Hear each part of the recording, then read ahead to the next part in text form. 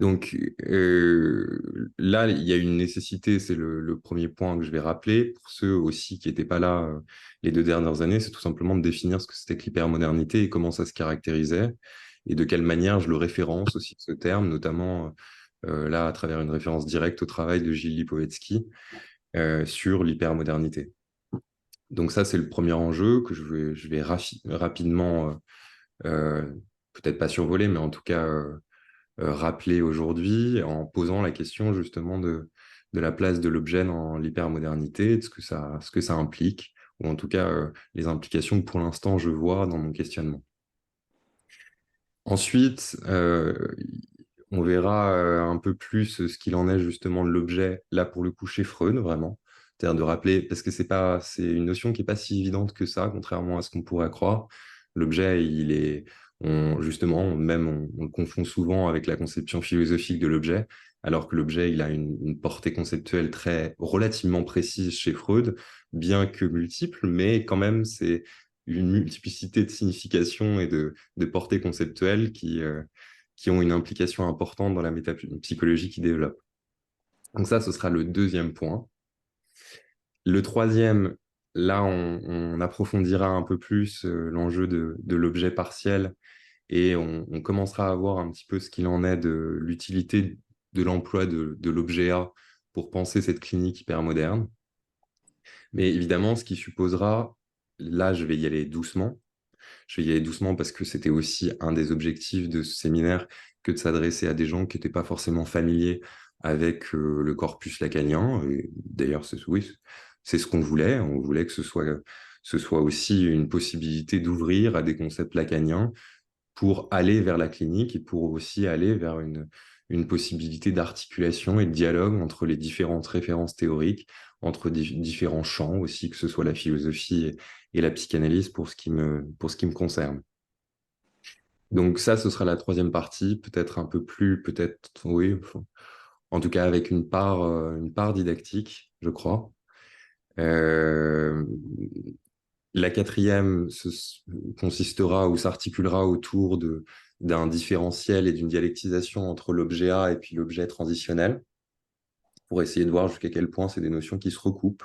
C'est des notions qui peuvent à la fois effectivement être utilisées pour essayer de penser des phénomènes similaires dans la clinique, et en même temps à quel point, justement, sur certains points, ils se disjoignent, ils se différencient, et ils doivent être différenciés.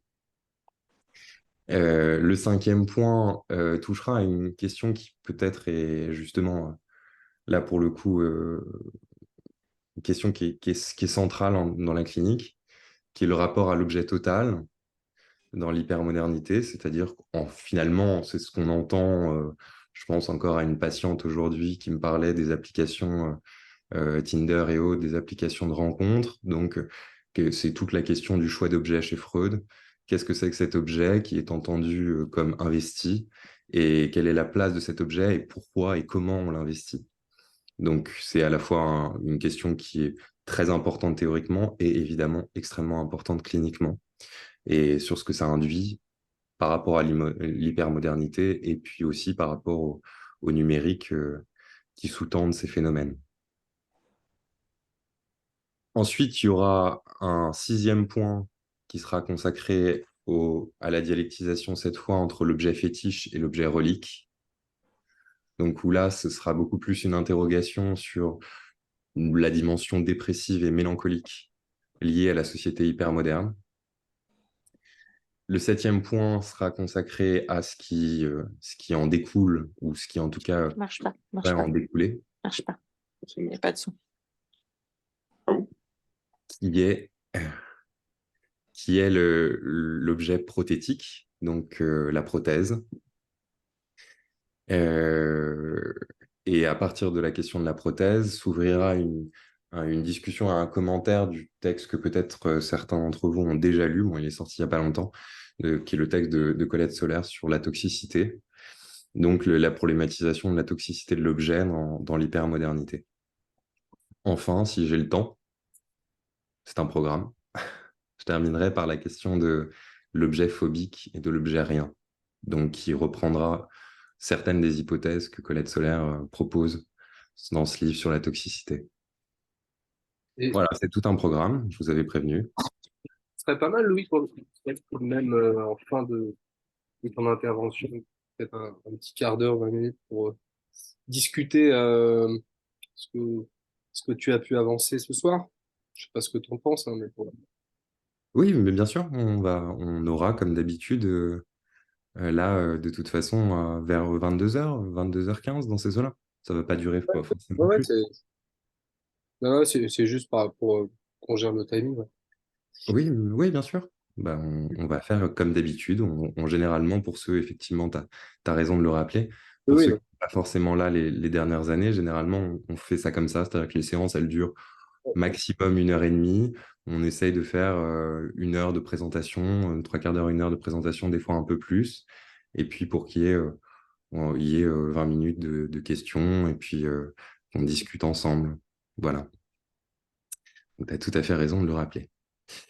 Bon, donc commencer cette année de séminaire pour moi, c'est effectivement en passer par au moins une définition de l'hypermodernité, puisqu'elle est dans le titre, et puis qu'elle est quand même, que c'est une notion oui, qui sert de fil rouge à ma réflexion depuis 3 ans. Je vais vous donner in extenso la définition qu'en donne Gilles Lipovetsky dans Les temps modernes. Donc, la définition, c'est celle-là. Donc, l'hypermodernité, à savoir une société libérale caractérisée par le mouvement, la fluidité, la flexibilité, détachée comme jamais des grands principes structurants de la modernité qui ont dû s'adapter au rythme hypermoderne pour ne pas disparaître. Hypernarcissisme, époque d'un narcissisme qui se donne pour mature, responsable, organisé et performant, flexible, et qui rompt par là avec le narcissisme des années post-modernes, jouisseur et libertaire. La responsabilité a remplacé l'utopie festive et la gestion, la contestation. Tout se passe comme si nous ne reconnaissions plus que dans l'éthique et la compétitivité, les régulations sages et la réussite professionnelle. Donc l'intérêt, c'est là d'ailleurs l'enjeu d'une discussion que j'avais pu avoir avec certains autres, disons, oui, certains autres intervenants des séminaires à espace, c'est que le concept d'hypermodernité, la question, il est pas tant de savoir s'il est légitime ou non pour penser une bifurcation sociale. Il l'est pour moi pour penser une bifurcation clinique. Parce qu'un patient postmoderne, c'est pas un patient hypermoderne.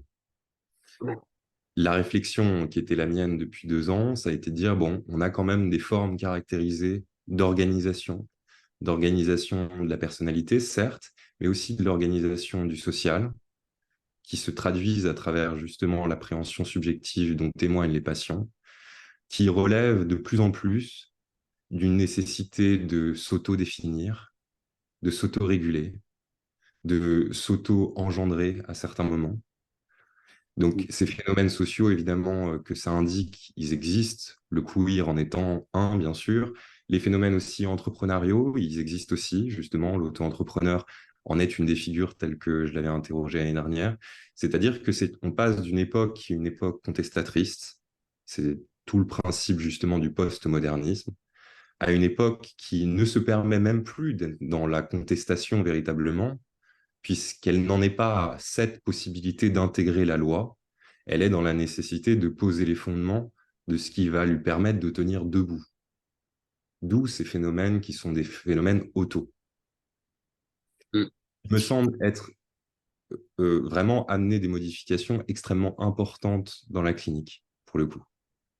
Et rien que pour ça, ce terme et les conceptions de Lipovetsky avaient un sens pour penser ces modifications qui passent par des enjeux directement liés au numérique, évidemment qui les excèdent.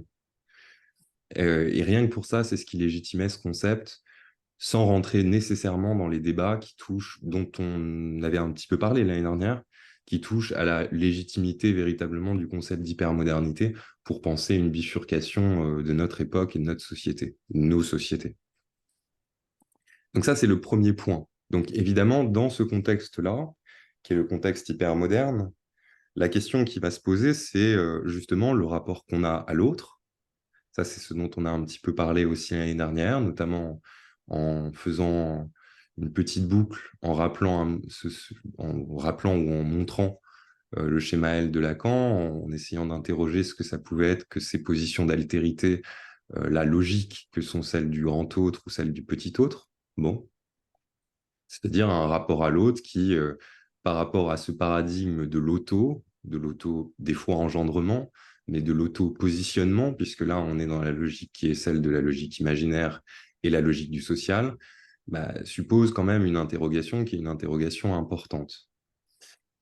Là, cette année, on prolonge cette question justement de la place de l'autre pour interroger radicalement la place de l'objet. Mm. Donc évidemment qui va aussi en passer par un questionnement sur la place des technologies qu'impliquent les relations aux autres. Je vous en donne un exemple que peut-être je reprendrai un petit peu tout à l'heure. C'est une patiente il y a quelques semaines qui, juste au moment de la rentrée, qui me disait que depuis la séparation qu'elle avait vécue depuis 2 ans, 1 an et demi, passait son temps sur Tinder et puis donc elle échangeait avec des hommes. Bon, elle avait des conversations soutenues. Des fois, là, il se trouve elle a échangé avec un homme pendant toutes les vacances. Bon, et puis elle me disait, et puis à un moment donné où ça me saoule, donc j'arrête la conversation et je disparais. Cette application, c'est a priori une application de rencontre. Sauf que ce qu'elle met en scène, c'est l'impossibilité d'une rencontre, qui pourtant joue un rôle, a une fonction. C'est-à-dire que, et justement, c'est là où aussi on doit être à l'écoute et pas être tombé tout de suite dans le piège de dire, bah bon, c'est une rencontre qui n'en est pas une, ça rencontre quelque chose. Alors, est-ce que ça rencontre l'autre? Ça, c'est moins sûr. Mais ça rencontre quelque chose. Ça a une fonction. Et c'est à cet endroit-là que l'on passe d'une interrogation entre une interrogation sur la place de l'autre à une interrogation sur la place de l'objet.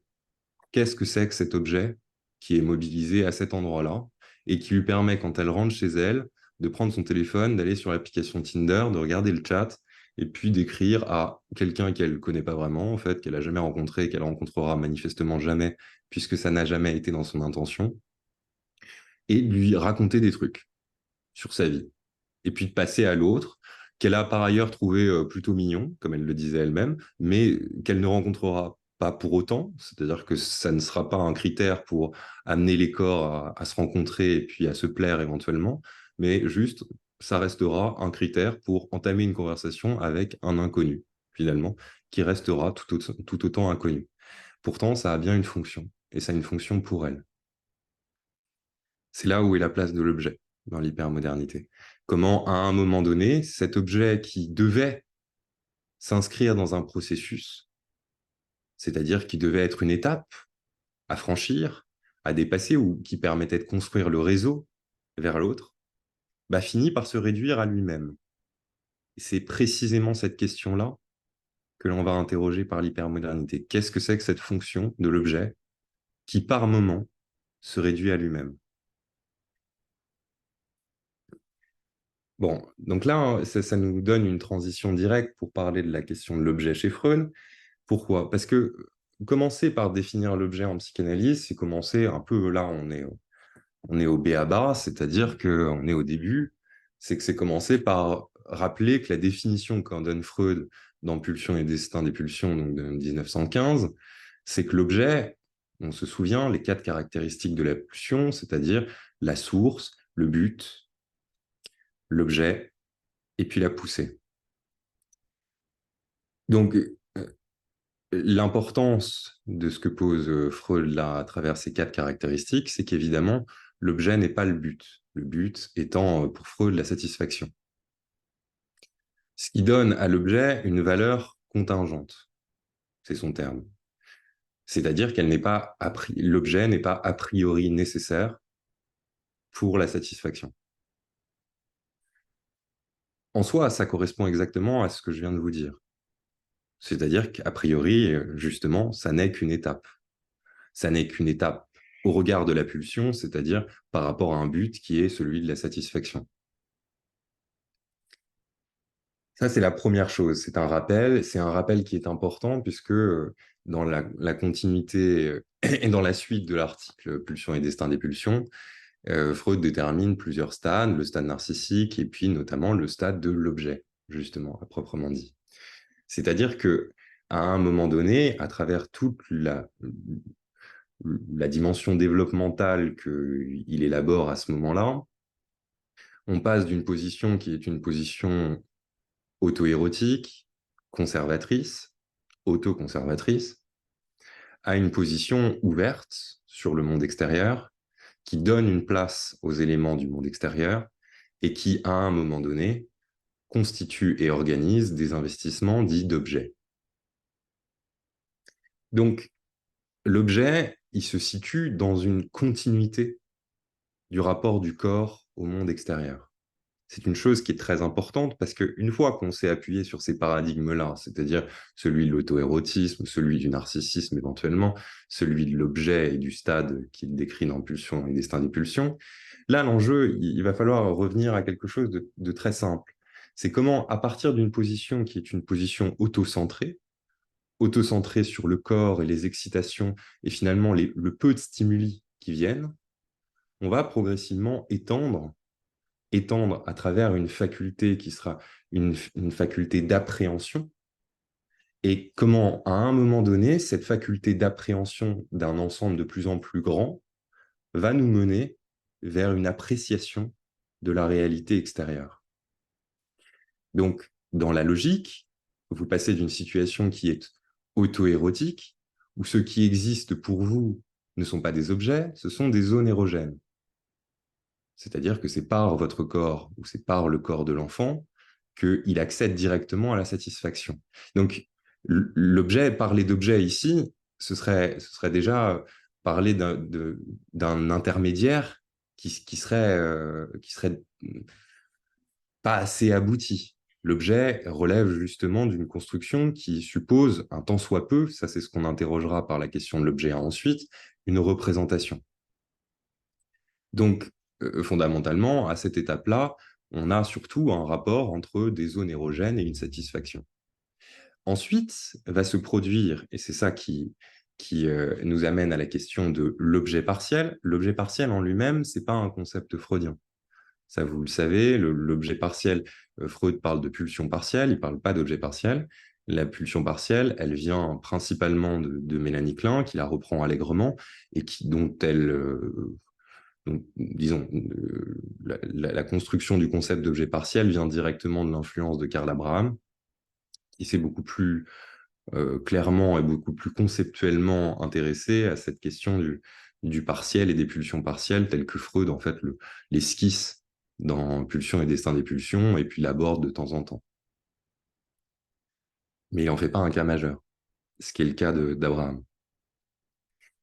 Bon, donc, on passe d'une situation où c'est la zone érogène qui est là pour porter la satisfaction, à quelque chose d'intermédiaire entre la zone érogène et l'objet à proprement parler, qui va reposer sur une équivalence symbolique avec des objets, mais qui ne seront pas des objets pleinement investissables, qui seront des objets attributs. A priori, étymologiquement, c'est ce qu'on appelle des organes. L'organe, ça vient du grec, c'est organon, d'où le titre du livre d'Aristote. Donc, c'est un appareil, c'est un outil.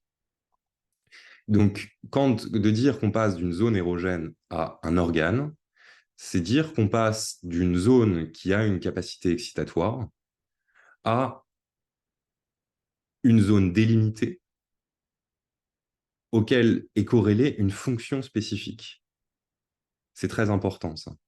C'est très important parce que ça nous livre un peu plus, des fois, les confusions qu'il peut y avoir en psychanalyse quand on vous parle de phallus, quand on vous parle de ces termes qui sont des fois difficilement audibles pour des gens qui n'ont pas forcément pleinement travaillé sur ces textes-là ou approfondi ces notions-là, parce que c'est des textes qui peut-être qui choquent un petit peu l'oreille, qui, disons, ont un peu une facilité d'équivoque.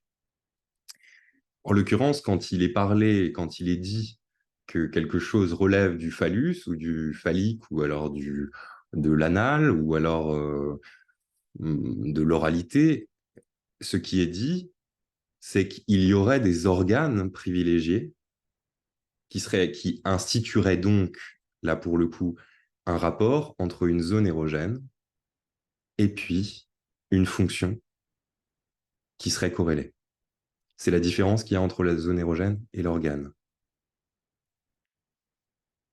Ce symbolique, justement, on ne parlera pas de symbolique là pour le coup si on est chez Lacan, mais restons chez Freud. Ce symbolique qui est rattaché à ses organes et donc à ses fonctions est prélevé sur le corps de l'autre. C'est tout l'enjeu. C'est en s'appuyant sur le corps de l'autre qu'une zone érogène va être dotée d'une certaine fonction qui aura donc une portée symbolique. C'est précisément là, à partir de là, qu'on peut parler justement de phallus, qu'on peut parler de pénis. Évidemment que ça ne correspond pas à je ne sais pas quel organe dans la culture populaire ou dans la réalité physio-anatomique, ça n'est pas de ça dont on parle. C'est la dimension symbolique justement de ces rapports entre les zones érogènes et une fonction délimitée. Donc là, on passe de la zone érogène à l'organe pour ensuite se tourner vers l'objet. Donc ce montage-là, il suppose, donc là on était au niveau, par l'organe, on est au niveau de l'objet partiel, on accède ensuite à l'objet total. Qu'est-ce que ça veut dire d'accéder à l'objet total? Ça veut dire que ce qui est supposé dans l'auto-érotisme tel que le pose Freud, c'est que ces organes-là vont être soumis à un refoulement. Ce refoulement est entendu comme originaire. C'est précisément ce que ce terme qualifie. À d'autres moments, ça c'est un concept que j'aborderai tout à la fin de l'année quand il s'agira de parler de prothèse, mais qui est un concept passionnant chez Freud, c'est le concept de refoulement organique.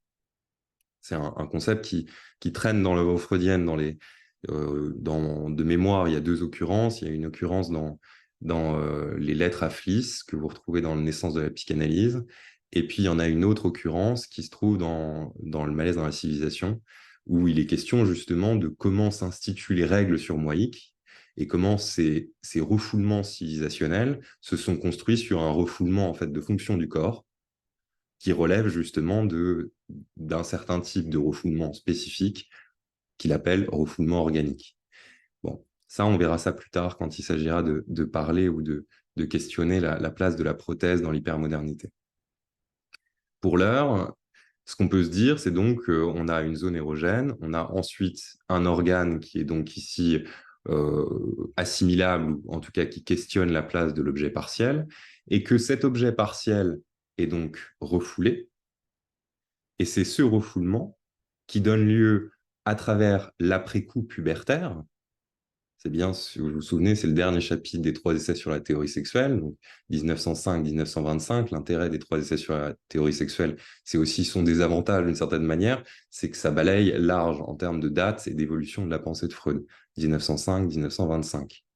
Le 3e chapitre des 3 essais est donc consacré à la métamorphose pubertaire. Donc, cette métamorphose pubertaire, elle vient à un moment où justement se rejoue ce refoulement originaire, et ce qui, à travers le complexe d'Oedipe et le complexe de castration, aura été élaboré et permettra que s'inscrive ensuite un choix d'objet. C'est là où est le terme consacré par Freud, et là où pleinement on arrive à toucher à quelque chose d'un objet qu'on pourrait qualifier de total. Mais ce qu'il y a de particulier dans cette logique-là, c'est que l'objet, d'une certaine manière, il est contingent à double titre. Il est contingent parce que, effectivement, cet objet total du choix pubertaire, il s'inscrit dans une illusion que c'est véritablement cet objet-là qui est recherché. C'est ça tout l'enjeu. C'est-à-dire que dans une relation amoureuse, il y a là, effectivement, la personne que vous avez en face, et par ailleurs, ce qui est caché derrière cet objet qui est un objet illusoire, c'est l'objet partiel qui servirait à la satisfaction pulsionnelle, ou qui servirait plus la satisfaction pulsionnelle. Pourquoi c'est important ? C'est important parce que, justement, ce que ça va déterminer, c'est à quel point, bizarrement, l'objet, il est à la fois contingent tel qu'on l'entend là par rapport à l'objet pubertaire et le choix d'objet que ça peut supposer. Mais en même temps, il laisse planer le doute sur la nécessité d'un certain type d'objet qui est précisément justement l'objet partiel. Est-ce que l'objet partiel est contingent ou est-ce qu'il est nécessaire? C'est une question. Toujours est-il que dans la logique freudienne et celle du refoulement originaire, l'objet partiel, il s'inscrit dans la continuité, dans une continuité qu'on pourrait qualifier presque de névrotique, et finalement dans une nécessité du montage de la pulsion. Donc, on passe d'une idée que il n'y aurait qu'un objet qui serait un objet contingent, à une autre qui serait de dire, mais non, l'objet, il n'est pas uniquement contingent. Il y a un objet nécessaire, mais qui a comme particularité qu'il est nécessairement perdu. Perdu, entendez dans perdu le fait qu'il est soumis au refoulement originaire. Et il y a un article, évidemment, qui vous fait entendre ça de manière un peu plus criante, et là, pour le coup, dans un contexte psychopathologique. C'est l'article de 1917, Deuil et mélancolie. Quand Freud dit « l'ombre de l'objet tombe sur le moi », qui est une des célèbres citations de Deuil et mélancolie, ce qu'il dit, rien de plus, rien de moins, c'est que justement, cette ombre de l'objet est ce qui, de l'objet, était nécessaire. C'est cet objet partiel. Donc, se révèle à travers le détachement mélancolique et le deuil pathologique, tel qu'il le qualifie et tel qu'il l'étudie dans l'article, cette part de l'objet qui n'est plus contingente, mais qui emporte le moi avec lui, d'où le problème mélancolique. Et c'est là où cet objet partiel, il peut être entendu, en tout cas chez Freud, dans une référence à sa dimension symbolique de pénis, d'objet et d'objet partiel du corps. Bon, j'espère avoir été un peu clair sur ça. Si vous avez des questions, vous me direz à la fin, mais c'était pour rappeler un peu un contexte de comment on peut avancer en fait à partir du concept d'objet en psychanalyse et le poser par rapport à la clinique qui nous concerne. Donc, il se trouve que cet objet privilégié, justement, qui à la fois qui pose exactement cette question-là, c'est-à-dire de la nécessité et de la contingence, il a une conceptualisation chez Lacan, et c'est ce que Lacan a appelé l'objet A.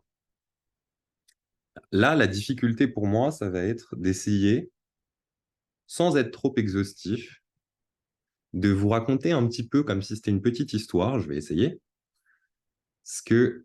comment s'est développée la théorisation de l'objet A chez Lacan. Il y a un texte que, pour ceux qui s'intéressent vraiment, que je trouve extrêmement clair sur la question de l'objet. Je vous avais préparé une bibliographie sur l'objet A qui me semble vraiment utile pour ceux qui voudraient creuser un peu. Vous avez le texte, pour ceux qui peuvent voir, je viens de le mettre là dans la discussion. Donc là, je vous ai renvoyé à deux articles, un livre de Marcel Tchermak, c'est pour ceux qui s'intéresseraient au rapport entre l'objet A et les psychoses, et puis le livre de Guy Le Goffet sur l'objet A lui-même, qui est un livre vraiment formidable et extrêmement clair, qui montre bien l'épaisseur en fait, de la conceptualisation lacanienne, sans réduire trop justement la conceptualisation à quelque chose de peut-être un peu... oui, un peu, qui finit par être un peu inexact. Donc, je vais me permettre de reprendre certains points que lui a avancés dans son texte, parce que je les trouve de ce point de vue-là très clairs. Donc, l'objet A, il est construit comme étant un objet métonymique. Qu'est-ce que c'est qui est le terme que Lacan pose à partir du début de sa conceptualisation dans le séminaire sur le transfert, jusqu'à jusqu'aux séminaires les plus tardifs, même à une conférence que je ne vous invite pas à lire parce qu'elle est quand même très complexe, mais qui est formidable, qui s'appelle la troisième, qui est la conférence issue qui est le texte issu de la conférence qu'il a pu faire à Rome en 1975-74, je crois. Bref, donc l'objet A est un objet métonymique. Qu'est-ce que ça veut dire? Ça veut dire que c'est un objet qui, a priori, va susciter une attractivité, et cette attractivité va reposer sur le fait que une partie sera synonyme du tout. C'est tout l'enjeu justement de la métonymie. L'exemple qu'il donne, c'est l'exemple d'une relique. Je reprendrai cette question-là de la relique spécifiquement, mais la relique fonctionne sur le mode métonymique. Vous avez un objet qui est supposément issu ou qui a supposément appartenu à un saint d'une autre époque, et cet objet est vénéré, sacralisé, comme une partie du tout, du sacré, du saint lui-même. Donc la partie pour le tout est tout l'enjeu justement de l'objet 1, c'est-à-dire que c'est une réduction objectale à de l'attribut, mais de l'attribut qui renvoie à un tout. Alors, des objets comme cela, vous en avez plein. C'est-à-dire, vous pouvez, dans les séparations sentimentales, je pense à encore à un patient là, ce midi, qui me raconte que après la séparation avec son copain, il regarde toujours la même photo et que cette photo le ramène à là où ils étaient ou là où ils étaient heureux. Bon, donc là, vous avez à partir d'une photo quelque chose qui vient justement euh, prendre en métonymie toute la relation dans son ensemble et son ex-amoureux. Donc, c'est la première fonction de l'objet A, c'est une fonction métonymique qui repose donc sur cette attractivité qui est une attractivité fondamentale, c'est-à-dire que c'est un objet qui est susceptible d'être capable de pouvoir porter cette dimension métonymique. Contrairement à la relique, qui, elle, fait l'objet d'un processus qui est un processus social, qui détermine ou non sa dimension sacrée, justement, l'objet A est entendu comme étant une, une attractivité que porte le sujet et surtout que projette le sujet. Là, je voulais vous parler de quelque chose qui va peut-être vous surprendre. Pour le coup, c'est que je ne vais pas vous parler de Lacan, je vais vous parler de Winnicott. Winnicott, pour ceux qui n'ont jamais lu cet article-là, c'est vraiment un article formidable. C'est un article qui se trouve dans De la pédiatrie à la psychanalyse, et c'est un article de 1941 qui s'appelle L'observation des jeunes enfants dans une situation établie. Je vous le mets dans les commentaires. Là, vous avez toutes les références de Winnicott dont je vais me servir. Alors, dans cette situation, Winnicott, il nous dit, bon ben voilà, moi, depuis un certain temps, cliniquement, j'ai l'habitude de faire quelque chose, qui est que j'ai développé un setting, c'est comme ça qu'il appelle ça, et qui l'utilise souvent cliniquement. Le setting est le suivant.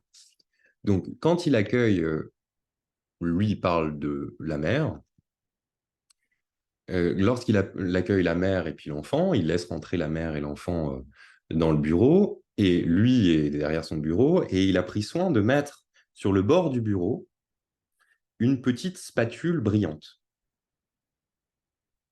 Donc la mère s'assoit, elle met l'enfant sur les genoux. Et là, Winnicott dit, bon, bah voilà, moi, ce que je fais, tout en parlant avec la mère, j'essaie de voir comment l'enfant réagit à cette spatule brillante. On dit, bon, bah voilà, on va pas trop s'attarder sur les cas pathologiques ou les cas éventuellement pathologiques, on va juste présenter la situation telle qu'elle pourrait se passer dans des cas dits normaux, en fait, dans la majorité des cas. Dans la majorité des cas, il nous raconte que l'enfant, à un moment donné, va regarder et va voir qu'il y a une spatule brillante sur le bord du bureau. Et tout d'un coup, il va tendre la main pour s'en saisir. Mais, période d'hésitation, il va se raviser. Il va se raviser, il va regarder sa mère et il va regarder Winnicott pour voir en fait s'il a le droit. C'est ce qui est supposé par Winnicott à la fin. C'est-à-dire qu'il a intériorisé un pré-rapport à la loi. Donc, il regarde Winnicott, il regarde sa mère. Est-ce que j'ai le droit de prendre la spatule brillante? Bon, mais il revient à sa place. Donc, c'est d'où la question de l'hésitation. Ça se fait en plusieurs temps. Premier temps, donc, aller-retour, bref, aller-retour, et interrogation de la possibilité justement d'aller vers l'objet de son désir. Mais il y retourne. Il retourne à la spatule. Et alors là, il y retourne vraiment, il y retourne franchement. Il prend la spatule, puis il la met dans la bouche, il s'amuse avec, bon, il est un peu emporté par son objet. Ça, c'est le deuxième temps. Et puis, Winnicott constate qu'il y a un troisième temps qui vient, qui est qu'à un moment donné, il va commencer à re-regarder sa mère, re-regarder Winnicott, et puis il va faire semblant de faire tomber la spatule. Et donc, là va apparaître, c'est ce que décrit bien Winnicott, l'étape, la troisième donc, qui est l'étape d'un jeu sur la spatule qui lui échappe et qui lui revient ou non dans les mains.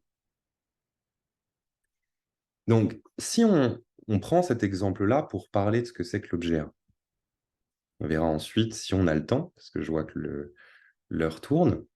Si on a le temps, on verra un petit peu plus le comparatif avec l'objet transitionnel. Donc, on a cette première situation où il y a donc un objet, mais alors là, pour le coup, c'est supposément un objet A matérialisé, ce qui n'existe pas. L'objet A n'a pas de matière pour Lacan. C'est pour ça que quand on parle d'un téléphone portable qui est un objet A, c'est toujours de manière abusive. Cette en position de. Bon. Donc, on a cette spatule qui est sur le bord du bureau. Donc, on a effectivement un objet qui est attrayant, manifestement, et qui, d'autre part, a une portée métonymique, puisque à cet endroit-là, il va venir concentrer le désir de l'enfant et réduire, en fait, tous les facteurs extérieurs, et notamment, pendant un temps, l'éventualité de la présence de la mère, de Winnicott, et éventuellement d'autres choses environnantes. Donc, il va se faire l'objet corps de son propre désir.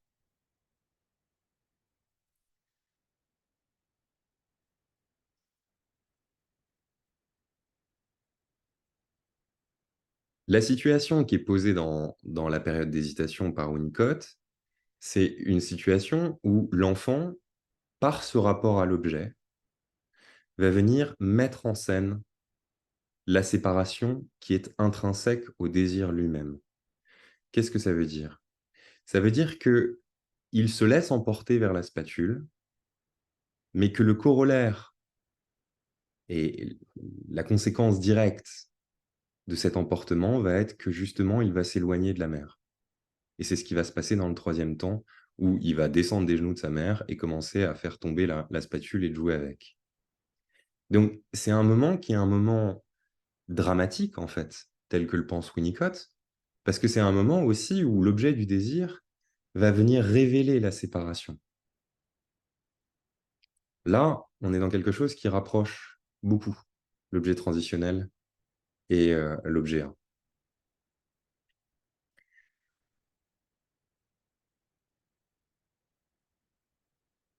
Je vais vous donner un exemple. Il y a donc un jeune patient, sans rentrer dans les détails, je parlerai peut-être un peu plus de la clinique à la fin voilà, quand il y aura, quand on pourra en parler un peu plus précisément. Ce jeune homme, il arrive, donc il a la vingtaine d'années, et puis bon, le transfert s'organise beaucoup autour de séances qui parlent des jeux vidéo, qui parlent de son plaisir à faire des vidéos, à monter des vidéos sur Twitch, à chatter avec ses amis. Bon, il est complètement passionné de technologie, de monter des ordinateurs lui-même, enfin, et puis il a l'air assez doué. Il a appris à coder lui-même en Python, enfin, il est assez doué, assez impliqué. Et à côté de ça, il est à l'université. Et donc, on parle des jeux vidéo ensemble. Alors, il essaye de. Voilà, il me dit ah oui, je dois aller juste après la séance, vite, chez Micromania pour acheter le dernier Zelda. Enfin, bon, il m'a intégré dans ce monde-là, hein, ce monde de celui qui pouvait comprendre ce que c'était que la différence entre Red Dead Redemption et puis et puis Zelda.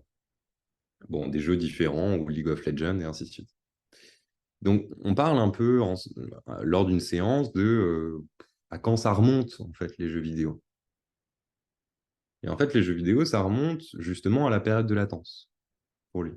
Ça remonte à quand il a 8-9 ans. Et il raconte quelque chose qui est très important, en fait. C'est que, dans un premier temps, il voulait que son père joue avec lui. Son père a joué un peu, et puis après, il s'est lassé. Peut-être parce que son père s'est dit que c'était juste une passade, peut-être en banalisant l'activité. Bon. Et puis, donc ce jeune homme, il s'est un peu enfermé dans les jeux vidéo ensuite. Heureusement, il avait son grand frère qui était à côté, qui lui aussi faisait des jeux vidéo. Mais son grand frère, bah, il a quelques années quand même de plus que lui, donc quelques années de plus, ça compte. Surtout quand il s'agit de jeux vidéo, on ne s'intéresse plus aux mêmes jeux quand on a 11 ans et quand on en a 18. Et à un moment donné, donc ça c'est la première chose, c'est-à-dire le désintérêt de son père. Et à un moment donné, dans cette deuxième chose importante, il va y avoir un croisement qui sera un croisement en fait assez dramatique pour lui, un croisement cette fois-ci avec son frère. C'est-à-dire qu'à un moment de sa vie, bon, il joue, quand il a 12-13 ans, il joue à un jeu vidéo qui n'intéresse déjà plus son grand frère. Et alors que lui avait un peu joué à ce jeu vidéo pour pouvoir jouer avec lui. Et bon, donc il se retrouve un peu tout seul à jouer à ce jeu vidéo. Et puis quand il en arrive à jouer au jeu auquel jouait son frère à ce moment-là, bah, son frère est déjà rentré à l'université. Et puis, non, c'est une rencontre manquée. Donc là, vous avez une première situation, c'est-à-dire un moment où justement la séparation, elle est en train de commencer, elle se gère à ce moment-là, c'est-à-dire 6-7 ans, période de latence. Là, la séparation s'inscrit aussi dans la dramatisation du complexe d'Oedipe.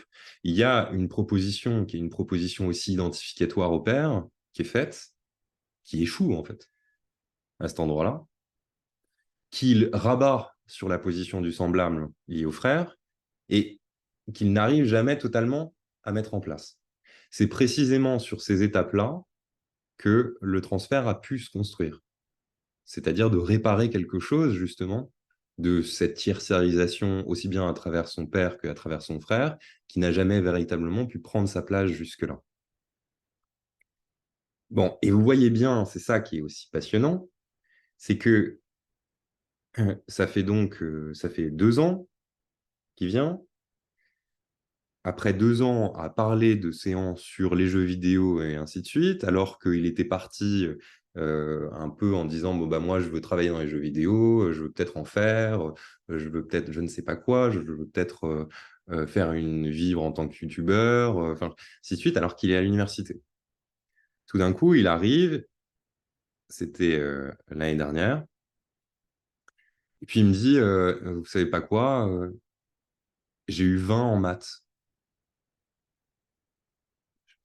Bon, et il me dit, bah, ouais, non, en fait, c'est fou. Lui qui ne travaillait pas, qui avait renoncé à l'université, et ainsi de suite.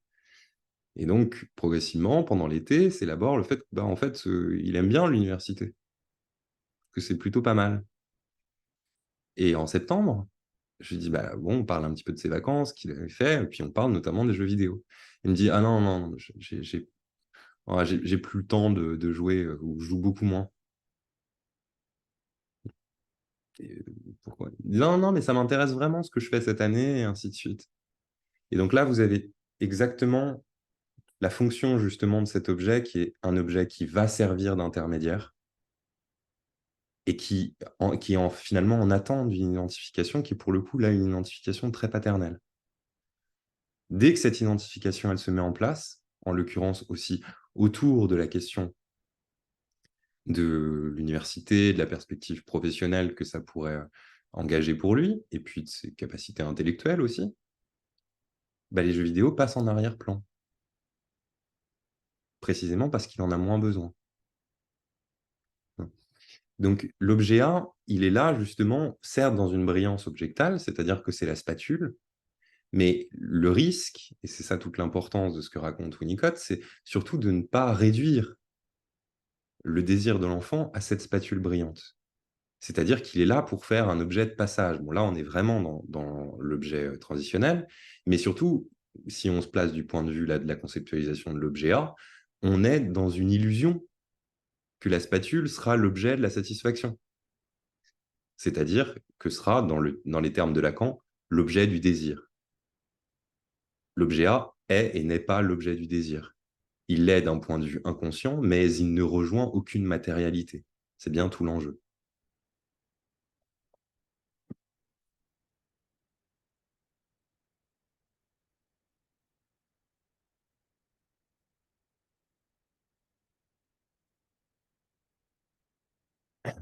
Le deuxième aspect que va pointer Guy Le Goffet est un aspect qui, là, nous différencie totalement le concept d'objet A de l'objet transitionnel, qui est la place d'objet qu'il appelle l'objet coupure. Donc là, premier point, donc vous aviez cet objet métonymique qui provoque un attrait, donc qui le place, en tout cas, comme objet du désir. Et le deuxième aspect que pointe Guy Le Goffet, c'est de dire, bon, ben voilà, l'objet 1, en fait, s'il n'a aucune matérialité, si ce n'est pas cette spatule brillante, c'est quoi l'objet A? C'est quoi fondamentalement, qu'est-ce que c'est? C'est un objet qui vient déterminer la fin d'une activité, la fin d'un investissement. Et il donne un exemple que je trouve assez joli, pour le coup, et qui est un exemple personnel. Il dit, voilà, moi, quand j'étais petit, je jouais à un jeu qui s'appelle le Jokari. Peut-être qu'il y en a certains qui savent ce que c'est que le Jokari. Le principe du Jokari, c'est que vous avez un socle en pierre ou en cuir avec une ficelle et puis une balle au bout, puis vous prenez une raquette et vous tapez dedans. Et il raconte donc cette expérience-là, il disait qu'il adorait jouer au Jokari, et puis que à certains moments, ce qui a été extrêmement compliqué à vivre pour lui, c'est que la ficelle se cassait. Le moment où la ficelle se casse, ce moment-là, qui est un moment d'angoisse, d'excitation presque jubilatoire, est le moment de la manifestation la plus concrète de l'objet A. C'est pour ça qu'il le détermine comme étant l'objet coupure. C'est qu'à un moment donné, ce qui est recherché par l'objet, si on suit la logique de Freud, c'est précisément qu'il ne soit pas nécessaire. Qu'est-ce que ça veut dire précisément qu'il ne soit pas nécessaire? Ça veut dire que justement, il y ait quelque chose dans l'investissement qui l'excède, qui le dépasse et qui finalement l'annule. Le moment de la coupure de la ficelle, c'est le moment finalement d'une confrontation, on pourrait dire là pour le coup au réel de l'objet, ou là plus exactement on pourrait dire au réel de la chose, c'est-à-dire le moment où l'objet lui-même ne sera jamais satisfaisant. Et c'est bien pour ça qu'on recommence, c'est bien pour ça qu'il y a de la répétition ensuite, c'est bien pour ça que ça reprend, c'est bien pour ça qu'on passe d'un objet à un autre, c'est bien pour ça qu'après une relation sentimentale compliquée, on pense que le monde peut-être s'est arrêté et qu'il n'y a plus de perspective, ou quand on est, je ne sais pas, esselé après un burn-out dans un éloignement social manifeste, on a l'impression qu'il n'y a plus aucune manière d'y revenir. Précisément parce que c'est ce temps justement de désinvestissement qui nous laisse croire que l'objet, il est nécessaire, alors que précisément, ce qui fait la plasticité psychique, c'est qu'il ne l'est pas. Et toute la particularité de l'objet A est d'entretenir et de manifester ce point, qui est ce point de la limite de l'objet lui-même, qui nous ramène du coup à sa contingence. Vous voyez le paradoxe? On a un objet A qui amène finalement, qui est lui-même nécessaire, pour montrer la non-nécessité de l'objet. Là, pour le coup, c'est l'intuition assez brillante de Lacan. C'est de comprendre qu'il faut un objet qui est à certains moments, il le dit lui-même, qui n'en est pas un, d'où justement objet A dont il se sert comme étant un privatif d'objet, c'est-à-dire que c'est un objet non-objet, qui vient là à la limite de ce que l'on peut attendre de l'objet en tant que contingent, mais dont on se berce d'illusion qu'il est nécessaire.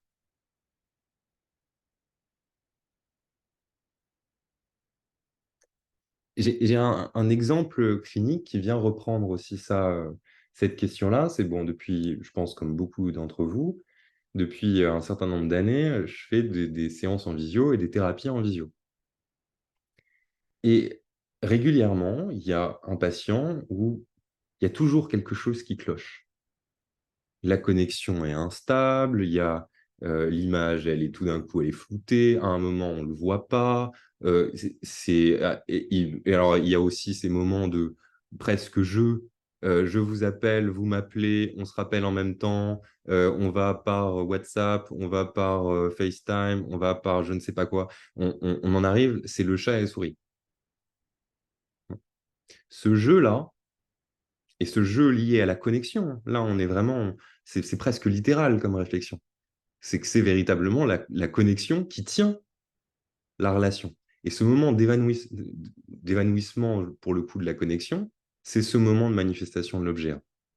On se croit en relation.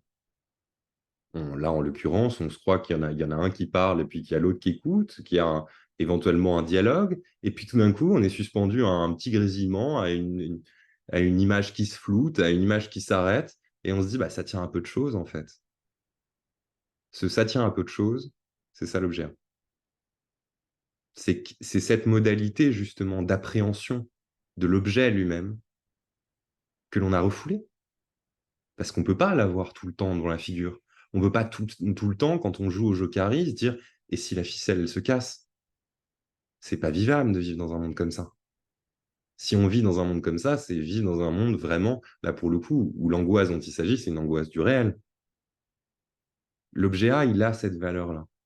Il a cette valeur à la fois de d'élaborer, en partie en tout cas, ou de jouer un rôle dans l'élaboration de la séparation, et en même temps d'être un vestige, un rappel de l'impossibilité fondamentale de cette séparation. Donc, c'est cette tension-là, cette dimension paradoxale, qui fait que l'objet A est à la fois l'objet du désir, comme on l'a vu avant, et en même temps, c'est là tout le paradoxe, il est la cause du désir.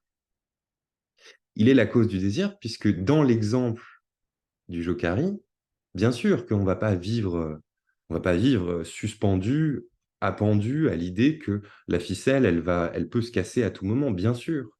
Mais sauf que c'est quand même dans un coin de notre tête, cette histoire. Dans un coin de notre tête, on se dit, ça peut s'arrêter en fait. Dans un coin de notre tête, bien sûr que quand on prend son scooter ou sa voiture ou qu'on traverse dans la rue, on ne se dit pas, bah écoute, là, je peux me faire écraser en fait. Ça peut être mon dernier souffle, ça peut être maintenant, ça peut être tout de suite. Bien sûr qu'on ne se le dit pas. Personne ne peut vivre comme ça. Ou plus exactement, justement, c'est le propre de la psychose que de l'avoir dans la poche et de vivre comme ça. D'où la difficulté pour des névrosés de comprendre la violence des angoisses psychotiques.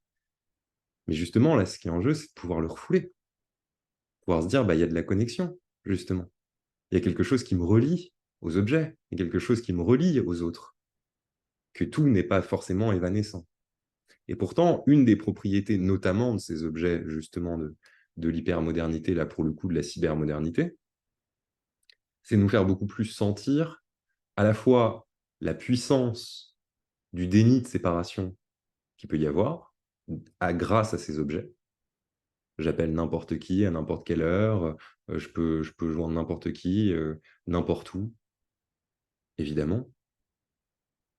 Et en même temps, tout ça repose fondamentalement sur quelque chose qui peut disparaître d'un coup et qui suppose tout un tas d'éléments qui doivent fonctionner parfaitement, tout un tas de ficelles pour qui chacune d'elles doit tenir, pour que ce réseau-là, pour que cette situation et ce phénomène-là puissent arriver. Donc derrière cette augmentation de puissance, cette illusion justement qui touche parfois au déni de la séparation, il y a en fait tous ces éléments qui sont d'autant plus tangibles et qui sont du coup d'autant plus difficiles à refouler. D'où le questionnement qui fait qu'on passe d'un refoulement des fois à un éventuel déni.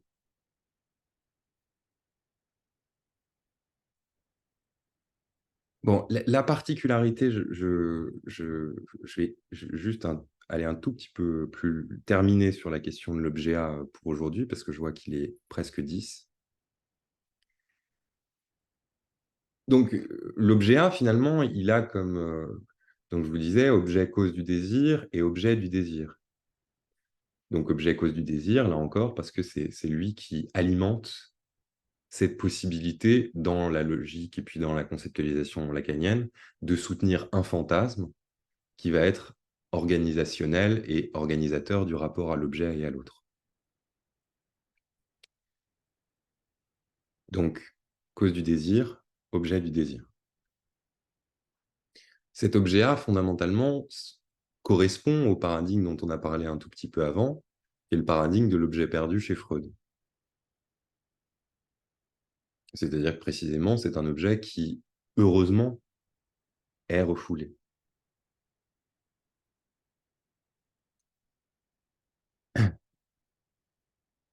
Ce qu'avance Guy Le Goffet à la fin, c'est une petite synthèse, et je terminerai là-dessus pour aujourd'hui, qui est que donc l'objet A, dans la logique lacanienne, il est fondamentalement ni symbolique, ni imaginaire, ni réel. Je vais essayer d'expliquer pourquoi. Il n'est pas symbolique précisément parce que, contrairement à ce que je vous disais tout à l'heure sur la question de l'objet partiel, qui lui a une dimension éminemment symbolique, l'objet A, il est à la fois, il trouve des rejetons dans les différents types de rejetons que prévoit Lacan, que ce soit la question de l'objet A en tant qu'objet voix, en tant qu'objet phallique, en tant qu'objet fesses, tous ces objets qui sont censés être liés à l'objet A. Mais sauf que ce qu'il dit bien, c'est que ces objets ne sont pas à l'objet A. C'est des reliquats de l'objet A. C'est ce qui, d'un point de vue symbolique, se manifesterait le plus de la forme que pourrait prendre l'objet A. Mais ça n'est pas l'objet A. C'est une nuance qui est une nuance extrêmement importante théoriquement. C'est une nuance extrêmement importante parce que précisément, ça nous fait encore plus comprendre la dimension évanescente de ce concept-là. Justement, ça passe un petit peu d'un trou à un autre, d'un endroit à un autre, ça bouge, l'objet. C'est bien le principe. Ça ne se saisit pas, si ce n'est à y mettre d'autant plus de passion. Là, je vous renvoie au texte de Marcel Tchermak sur les passions de l'objet et le propre de la dynamique des psychoses dans le rapport à l'objet. Donc, il n'est pas symbolique, il n'est pas imaginaire. Pourquoi il n'est pas imaginaire? Il n'est pas imaginaire parce que l'objet A, justement, c'est là encore tout le principe, il ne se représente pas. Ce qui caractérise le registre de l'imaginaire, c'est la possibilité de représentation. Il n'y a pas de représentation de l'objet A. D'où la difficulté, vous voyez, à en parler. Et surtout, vous voyez qu'à chaque fois qu'on en parle, on donne des situations, ou alors on le fait par analogie. Précisément parce que l'objet A caractérise cette négation de l'objet, qui rend, du coup, la description de ce qu'il est impossible. Il n'y a pas de représentation de l'objet A. C'est pour ça que Lacan le dit comme étant un objet purement logique. Deuxième chose, donc, ni symbolique, ni imaginaire, ni réel. Alors, pour ceux qui peut-être auraient un peu plus de familiarité avec Lacan, ils se diraient, bon, peut-être que c'est le point qui poserait le plus problème, en disant, bah, bon, c'est ça a priori le réel chez Lacan. Si le réel, c'est, Lacan donne deux définitions importantes, il dit, bon, le réel, c'est ce qui revient toujours au même endroit. Bon. Et la deuxième définition qu'il donne, c'est le réel, c'est l'impossible. Ça, vous retrouvez ces deux définitions dans la conférence qui s'appelle la troisième, dont je vous ai parlé au début. Bon, bah, de ce point de vue-là, on pourrait se dire, bah, l'objet A, c'est ça. Du coup, oui, c'est du réel quand même. Ça a cette fonction qui est une fonction répétitive, puisque ça ne se laisse jamais saisir, véritablement. Et puis, si ça ne se représente pas, bah, donc ça touche quand même à un certain moment donné à de l'impossible. Donc, je ne vois pas pourquoi l'objet A, il ne serait pas réel.